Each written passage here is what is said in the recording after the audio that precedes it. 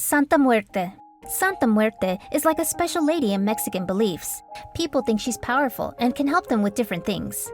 They believe she can make them feel better when they're sick, keep them safe from harm, and make sure they go to a good place after they die. Even people in prison believe in her and have special places for her in their rooms. She's very important to many people because they trust her to take care of them.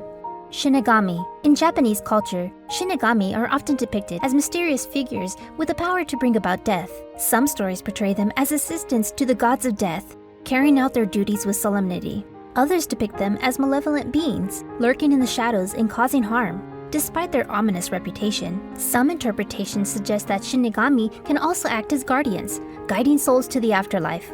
Overall, Shinigami plays a complex role in both Western and Japanese folklore, embodying humanity's fascination and fear of death. Camazotz. Camazotz is often portrayed as a powerful and fearsome figure, reflecting the reverence and fear that the Mayans had for death. His bat-like appearance symbolizes the mysterious and nocturnal aspects of death in Mayan culture. The association with sacrifice underscores the importance of rituals and offerings in appeasing the gods and maintaining harmony in the cosmic order. Overall, Camazotz remains an intriguing and significant figure in Mayan mythology, continuing to captivate imaginations through various cultural references. Izanami. Izanami's role as a creator is emphasized in Japanese mythology, where she and her husband, Izangazi, are said to have formed the islands of Japan and birthed many other deities. However, her descent into the realm of the dead after a tragic event led to her association with death and the underworld. This duality of creation and death reflects the cyclical nature of existence in Japanese belief systems. Despite her descent into darkness, Izanami remains a revered figure, illustrating the complex and multifaceted nature of mythology and its impact on cultural narratives.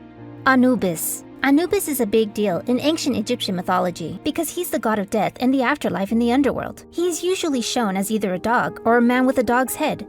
Back in the Old Kingdom, Anubis was super important. His main job was to help souls move into the afterlife. Basically, he decided if someone's soul could go to the realm of the dead or not. So, he was like the bouncer of the afterlife, making sure only the right souls got in. Despite his association with death, Anubis was also seen as a protector of graves and tombs, ensuring the safety of the deceased in their journey to the afterlife. His enduring significance in Egyptian culture highlights the importance placed on death rituals and beliefs about the afterlife in ancient times. Yamaraj. Yama, also known as Yamaraja, is a big deal in Hindu and Buddhist belief because he's the god of death and the underworld. People often show him as a fierce and scary god. He's also seen as a protector of Buddhism. Yama's job is to judge the souls of the dead and take charge of the underworld in the cycle of rebirth. In Japan, he's called Ianlu, and in Hinduism, he's known as Lokopala, the guardian of the directions. So, no matter where you look, Yama's got an important role in guiding souls in the afterlife. His portrayal across different cultures reflects the universal themes of mortality, judgment, and the afterlife, making him a significant figure in both Hindu and Buddhist cosmology. Thanatos. Thanatos is a figure from Greek mythology who personifies death. He is closely associated with the goddess Atropos, one of the fates and a deity of death. Thanatos is often depicted as representing peaceful death, while the god Hermes sometimes takes on the role of guiding the dead. Interestingly, the character Thanos from Marvel Comics and movies was inspired by Thanatos from Greek mythology. This connection highlights the enduring influence of ancient myths on modern storytelling, particularly in the realm of superheroes. Across various cultures and mythologies, the portrayal of figures like Thanatos underscores humanity's universal fascination and apprehension about death. This enduring theme makes Thanatos a timeless and significant figure in the collective human psyche. Hel. Hel is a Norse goddess who rules over the realm of the dead called Helheim. In Norse mythology, people who didn't die in battle or by drowning are believed to go there after they pass away. She was one of 3 children of the trickster god Loki. While frequently described as a goddess, Hel is actually a hybrid being, part goddess and part Jotun, originating from Jotunheim, the realm of giants. Marvel's character Hela is inspired by her. Hades. The famous Greek god Hades is a god who's in charge of the world of the dead, known as the underworld.